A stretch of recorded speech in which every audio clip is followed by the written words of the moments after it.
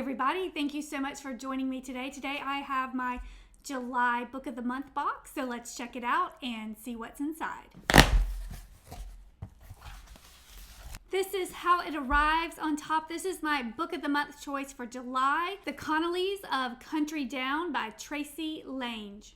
The quick take on this one: in this moving tale about forgiveness, loyalty, and love's limits, one family tries to keep it together.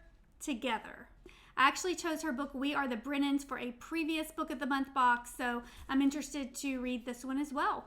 The other Book of the Month choices for July are a historical fiction called The First Ladies by Marie Benedict and Victoria Christopher Murray. A romance, Hello Stranger by Catherine Center.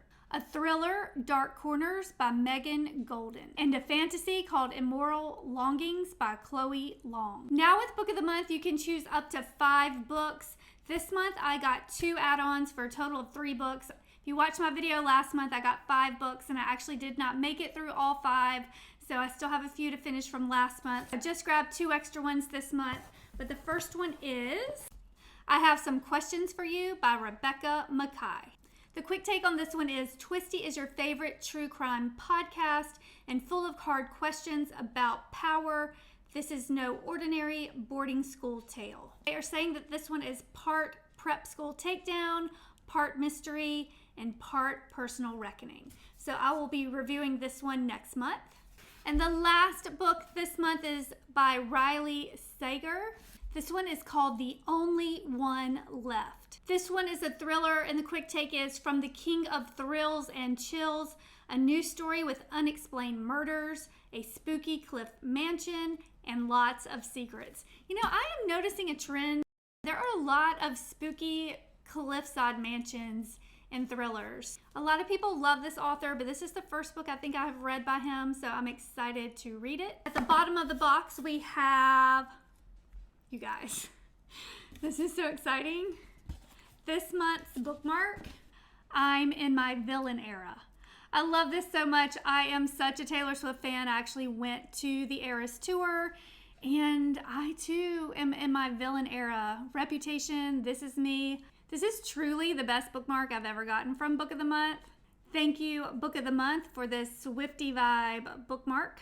Also wanted to go over my June books real fast. I did mention earlier I ordered 5 books in June, but I only got through 3 of them, so I'll try to finish the other 2 this month. First book I read in June was The Spectacular by Fiona Davis, and I absolutely loved this book. This book flips between 1992 and 1956, and it follows the story of a Rockette. She is trying to figure out some puzzle pieces of her past, and in 1956, she is trying to find a New York City bomber, and through that, she's just trying to find her place in life and in love.